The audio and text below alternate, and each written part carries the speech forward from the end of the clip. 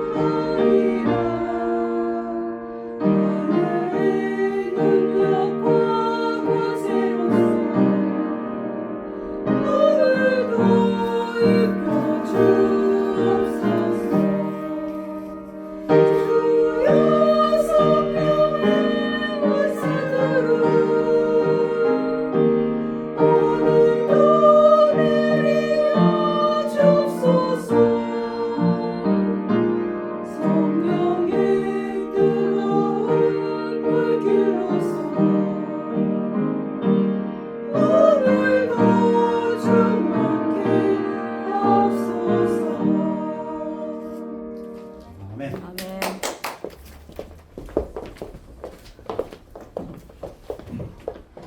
찬양이 큰 은혜가 되었습니다. 아멘. 감사합니다.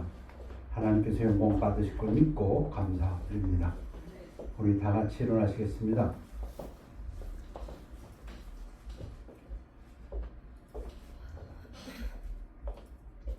하나님 말씀은 히브리서 한 구절 되겠습니다.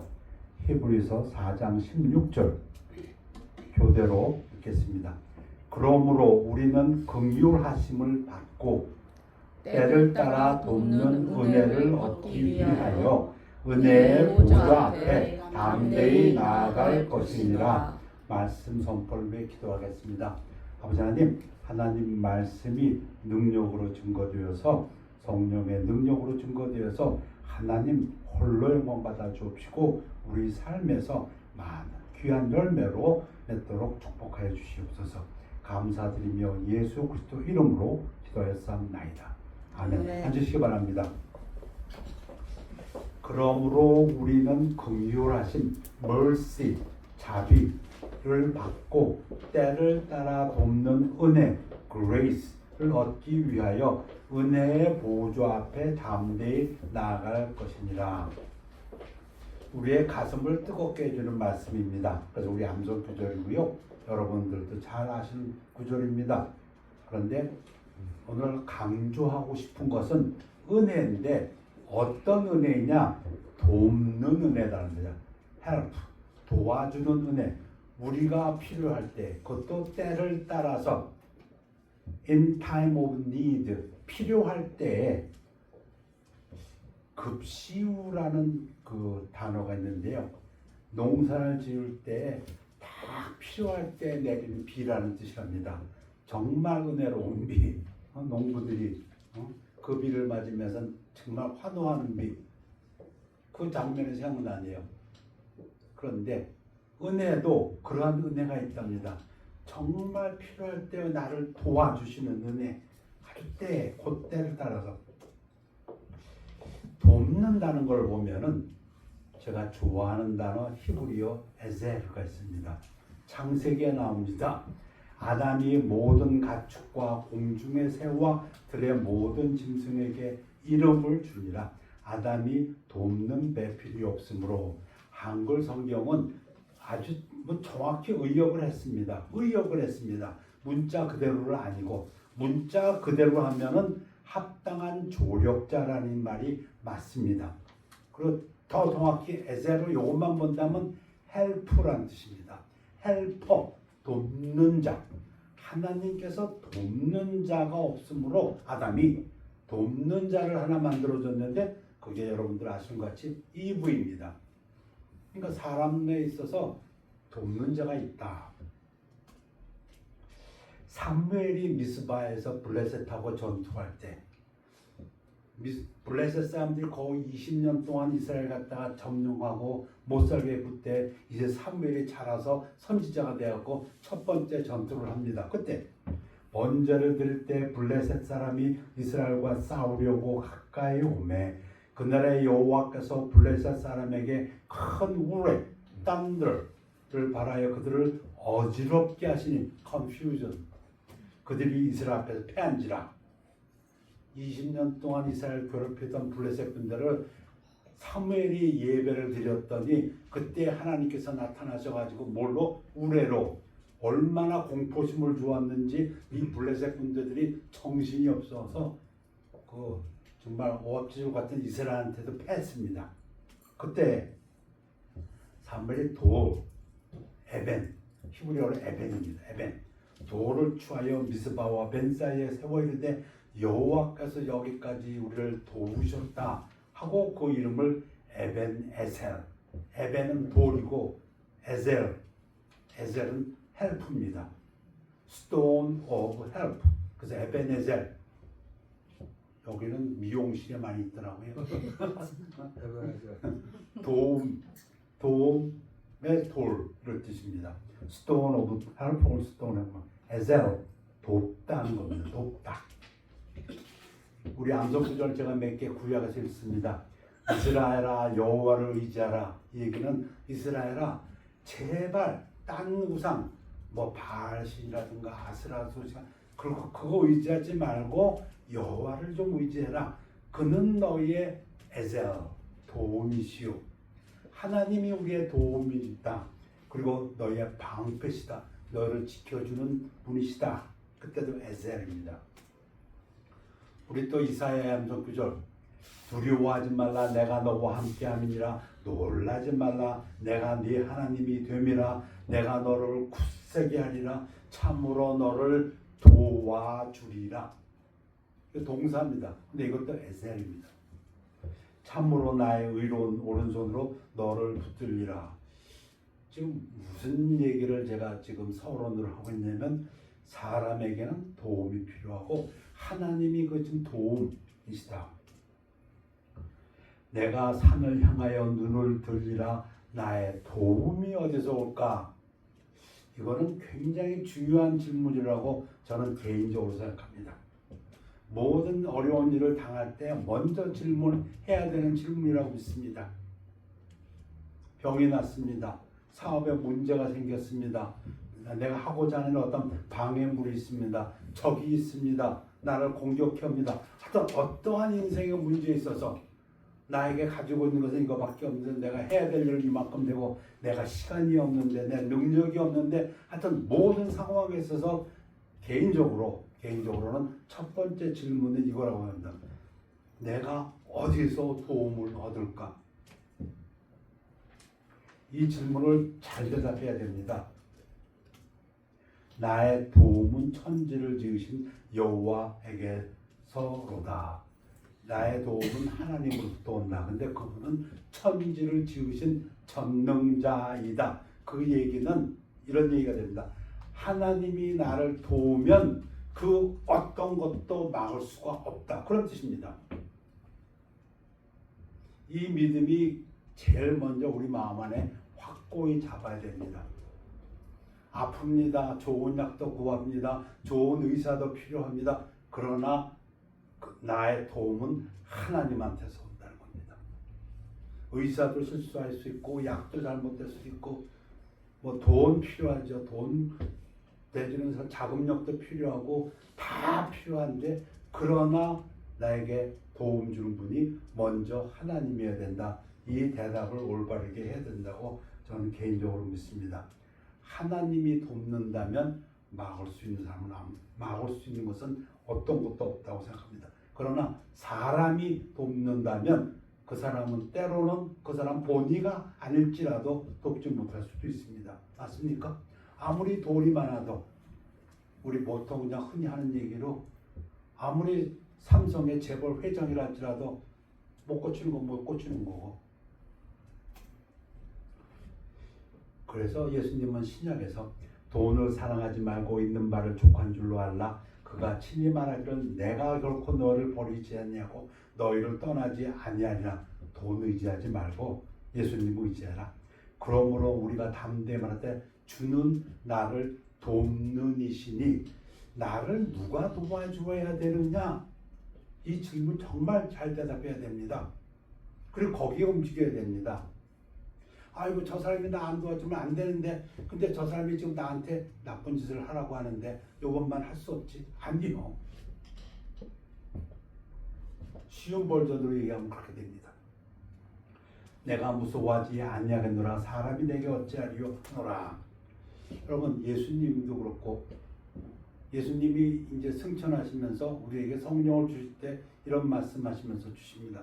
그 성령을 보혜사 또는 위로자라고 한글 성경은 번역했습니다. 그 의미를 잘 번역했습니다. 보호하고 은혜를 베푸는 사람. 근데 영어는 대부분이 헬퍼라고 번역했습니다. 헬퍼, 돕는 자입니다.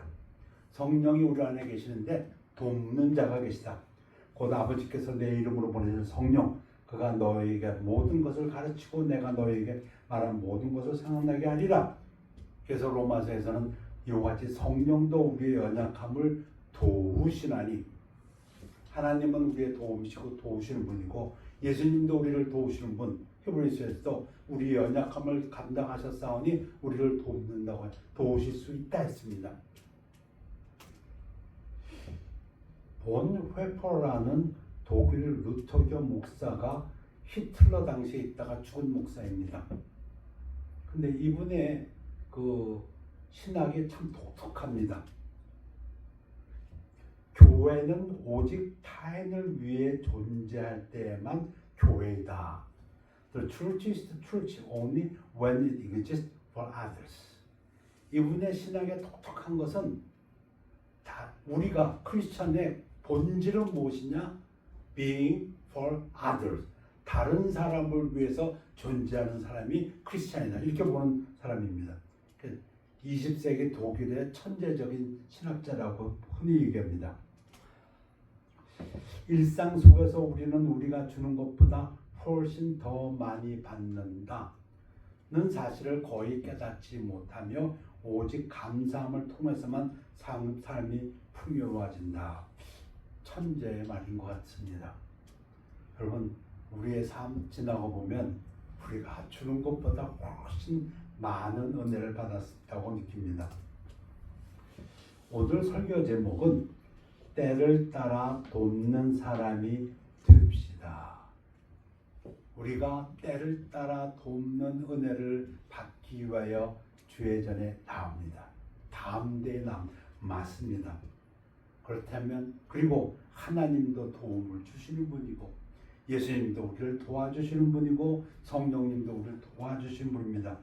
그러면 우리 그 다음 우리도 돕는 사람이 됩시다. 우선 아는 성경이지만 너무도 잘 아는 거지만 제가 예수님의 말씀을 성경 본문을 좀 다시 읽겠습니다. 선한 사마리아인의 비유. 사람이 자기를 옳게 보이려고 예수께 여쭤되 그러면 내 이웃이 누구니까? 배경은 이렇지요. 예수님께서 말씀하시기를 네가 나에게 옳다고 하느냐? 그리고 하나님 말씀이 제일 중요한 것이 뭐냐고 물어보느냐? 네가 잘 아는 것과 같이 하나님 사랑하고 이웃을 사랑하는 거다. 그때 이제 물어보는 그러면 내 이웃이 누구냐니까? 예수께서 대답하여 이르시되 어떤 사람이 예루살렘에서 여리고로 내려가다가 예루살렘이 좀 지대가 높답니다. 그 여리고로 가면 이렇게 내려가는 거예요.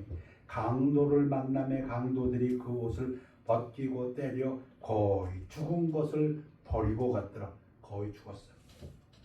죽어가. 마침 한 제사장이 그 길로 내려가다가 그를 보고 몰랐던 게 아니고 봤어. 이제 피하여 지나가고. 또 이와 같이 한 레위인도 그곳에 이르러 그를 보고 봤어. 알아. 저 사람 죽어가네. 아직 살았어. 근데 피하여 지나가되 어떤 사마리아 사람은 여행하는 중 거기 이르러 그를 보고 불쌍히 여겨 가까이 가서. 자, 여기서부터가 아까 말한 본회퍼가 얘기하는 거하고 비슷합니다. 신앙은 무엇이냐? 이론도 굉장히 중요하지만 더 중요한 것은 실천하는 것인데 다른 사람을 위하여 기름과 포도주를 그 상체에 붓고 싸매고 자기 짐승에 태워 주막으로 데리고 가서 돌보아 주니라. 태양이 비칩니다. 하나님이 비칩니다. 별들은 스스로 빛을 내지 못하고 달도 스스로 빛을 내지 못하지만 태양빛이 비치면 그걸 비친다고 생각합니다. 하나님은 빛이신데 우리 보러도 빛이 되라고 하셨어요. 근데 하나님이 도움이시고 예수님도 도움이시고 성령님은 아예 우리 안에 들어오셔서 아주 맞춤형 도움을 해주시고 그러면 오늘 말씀은 우리도 도움이 되십시다. 그 얘기입니다.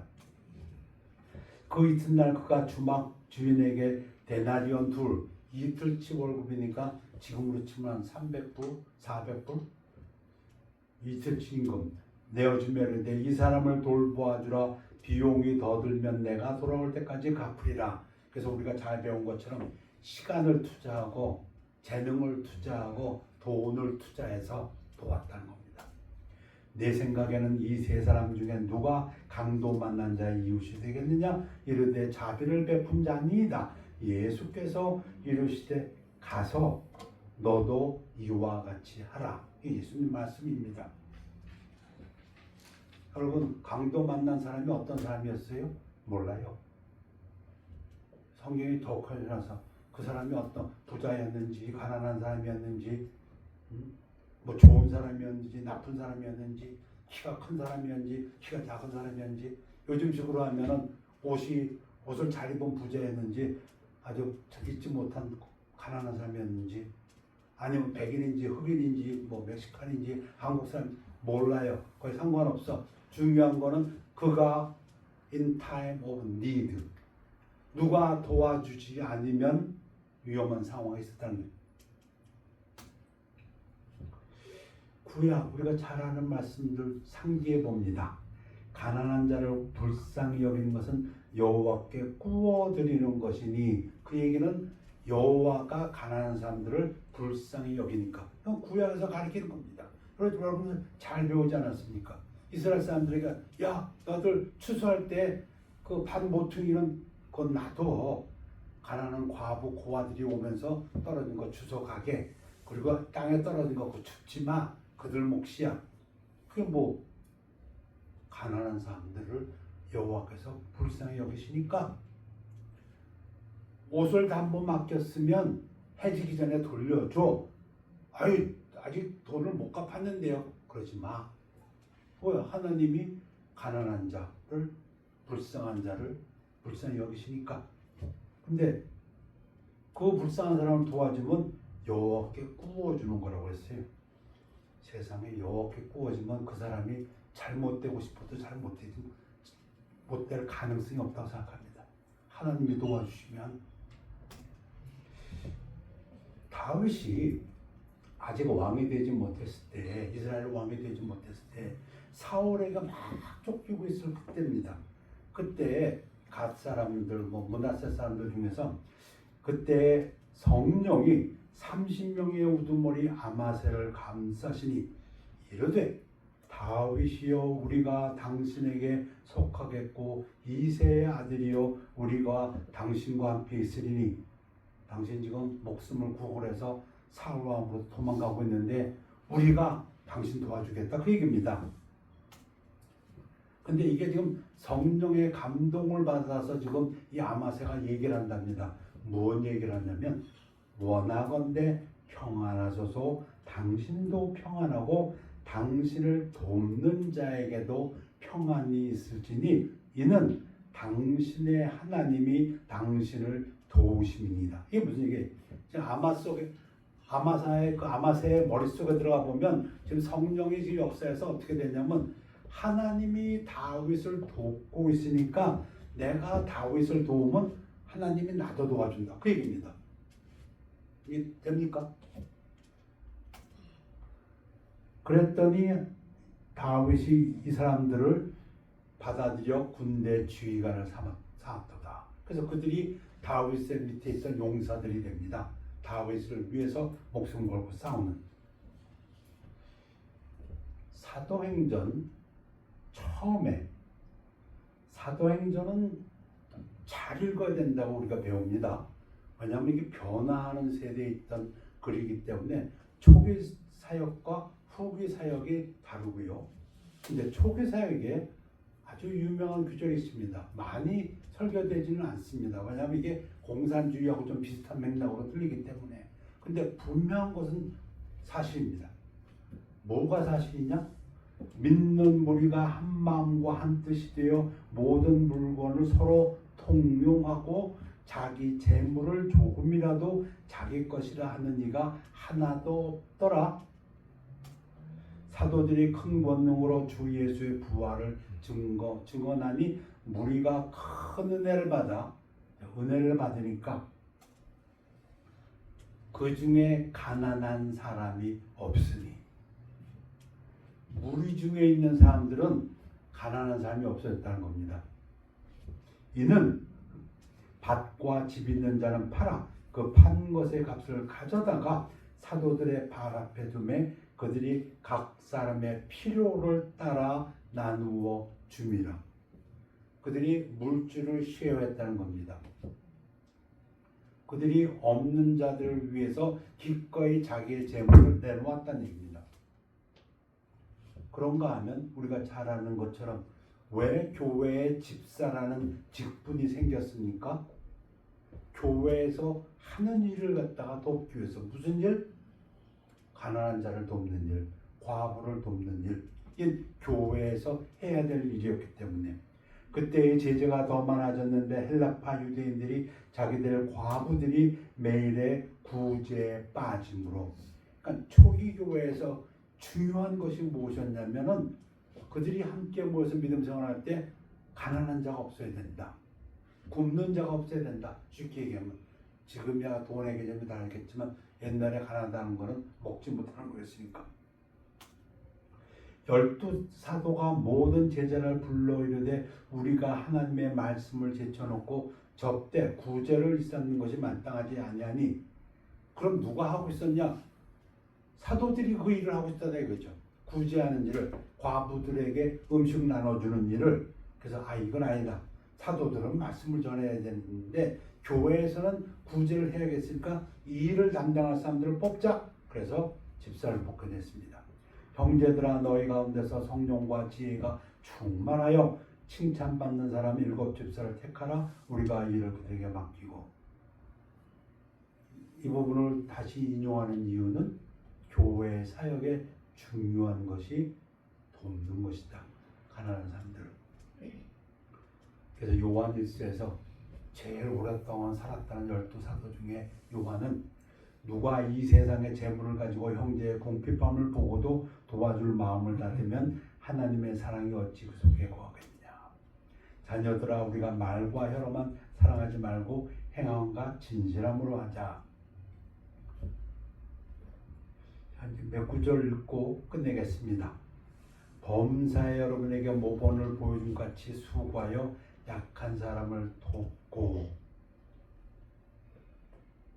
제가 개인적으로 느끼는 것 중에 하나가 이 말씀을 드렸습니다.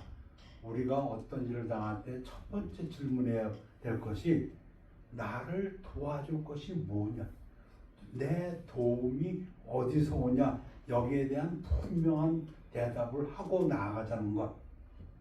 저 사람이 나를 돕는다. 아멘이요. 저 일이 그게 나에게 도움이 되겠구나. 아멘이요. 그러나 그 모든 것보다 먼저 하나님이 나를 도우신다는 것에 대한 확실한 확신을 가져야 됩니다. 그것은 언제 나타났냐면 그 일이 다 지나간 다음에, 일이 잘 이루어진 다음에 그 사람은 간증을 들어보면 아주 분명해집니다. 어떤 사람은 일이 잘 됐는데 그때 내가 이렇게 했더니 됐어요. 그리고 누가 와서 도와줘서 됐어요. 제가 듣고 아멘 하지만 속으로 하나가 그 다음에 기다립니다. 뭘? 하나님이. 여러분 어떤 모든 일이 지난 다음에 하나님이, 그리고 오직 하나님께만 영광을 돌릴 수 있어야 됩니다. 그분이 저 사람도 사용했고, 그분이 날씨도 사용했고, 그분이 돈도 사용했고, 의사도 사용했고, 간호원도 사용했고, 그분이 가족도 사용했고, 그분이 하나님이. 그게 첫 번째고요. 두 번째 질문이 있다고 생각합니다. 하나님이 내게 때를 따라 돕는 분이라면 나는 오늘 누구에게 도움을 줄 수 있는가?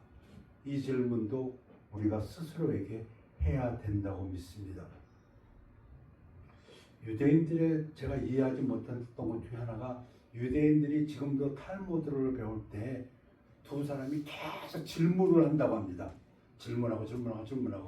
유대인들이 자녀들과 학교에 보낼 때도 가서 선생님에게 많이 물어봐, 질문해.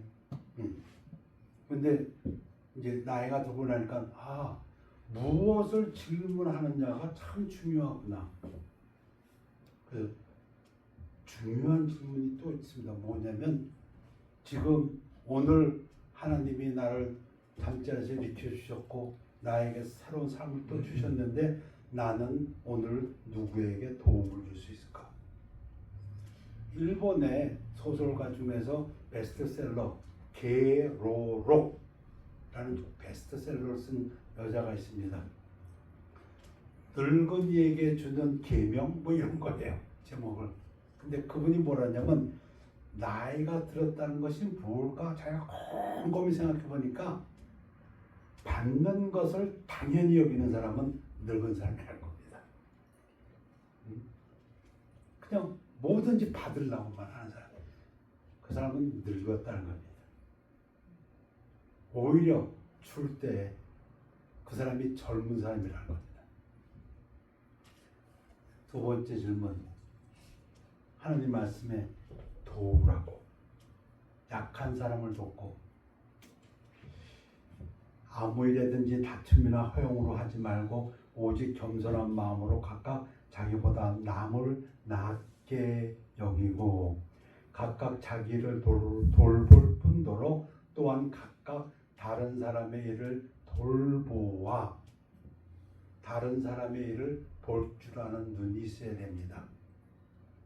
그래야 그 사람이 뭘 필요로 하고 저 사람이 왜 저런 말을 하는지, 왜 저 사람이 저런 행동을 하는지 그걸 잘 캐치하는 사람이 있어요.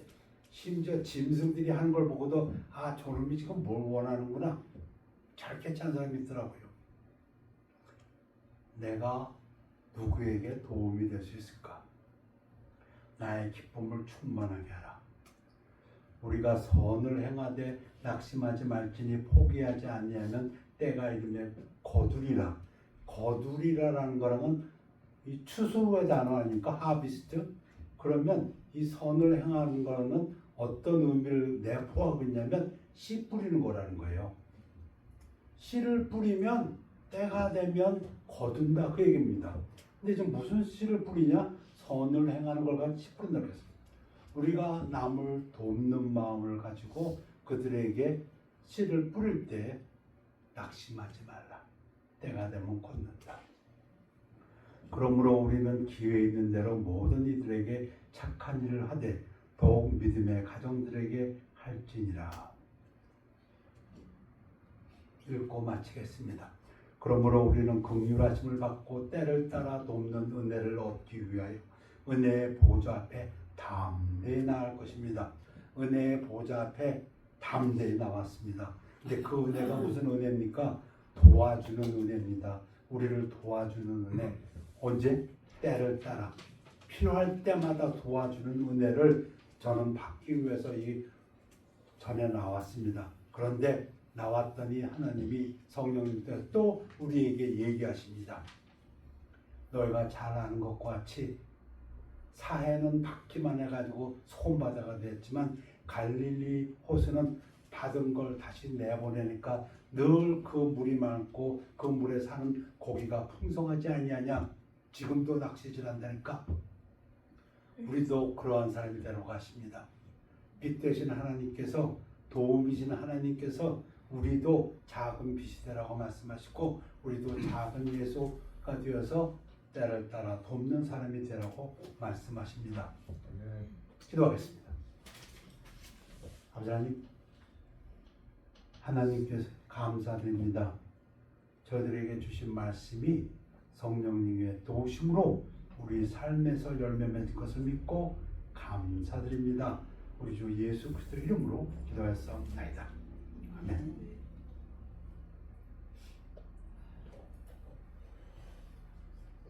우리 너 근심 걱정하지 말아라 찬양하시겠습니다.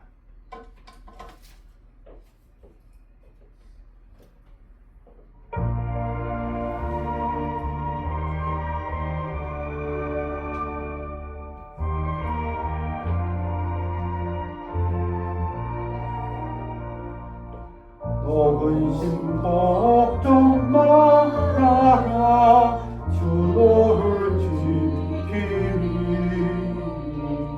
주 날개 밑에 거하라 주 너를 지키리 주 너를 지키리 아무 때나 어디서나 주 너를 지키리 늘 지켜주리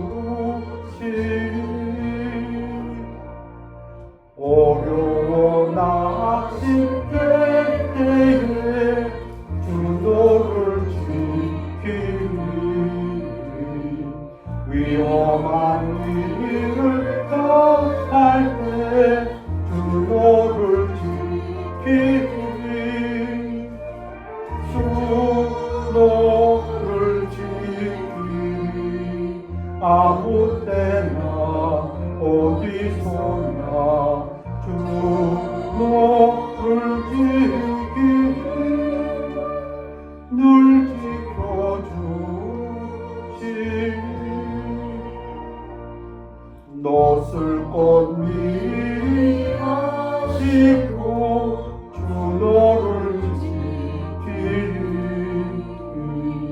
구하는 것을 주시며 주 너를 지키리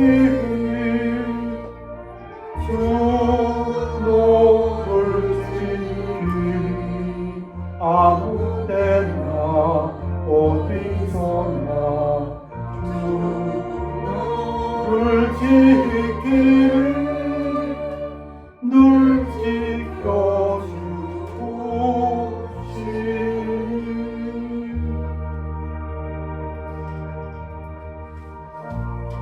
우리 다 같이 일어나시겠습니다. 기도하겠습니다. 아버지 하나님, 예배를 감사드립니다. 예배를 통해서 하나님 영광 받으신 것 믿고 감사드리며 이 말씀이 우리 마음을 유쾌하게 하고 이 말씀이 우리의 눈을 밝게 하여 주셔서 어려운 일, 힘든 일, 고난 가운데서도 우리를 도우시는 하나님을 바라보게 하옵시며 그 어려움이 이겨지고 그 어려움에서 벗어날 때는 하나님에게만 영광 돌리는 귀한 간증이 있도록 도와주시오며 이 땅을 살아가면서 우리에게 주시는 모든 이웃들에게 우리도 이와 같이 도움이 되는 사람 되도록 축복하여 주시옵소서. 우리 가족들끼리도 물론이요, 성도들 간에도 물론이요, 일하고 있는 곳에서도 이 사회에서도 항상 우리의 도움이 필요한 것을 볼 수 있는 마음과 또 눈을 허락하여 주옵시고 우리가 가지고 있는 시간과 재능과 물질을 가지고 베푸는 사람 되도록 축복하여 주시옵소서. 그러할 때 우리의 삶이, 우리의 영혼이, 우리의 육체가 모두 강건하고 하나님 뜻 안에서 형통할 것을 믿고 감사드리며 예수 그리스도 이름으로 기도하였사옵나이다. 아멘. 결단의 시간입니다.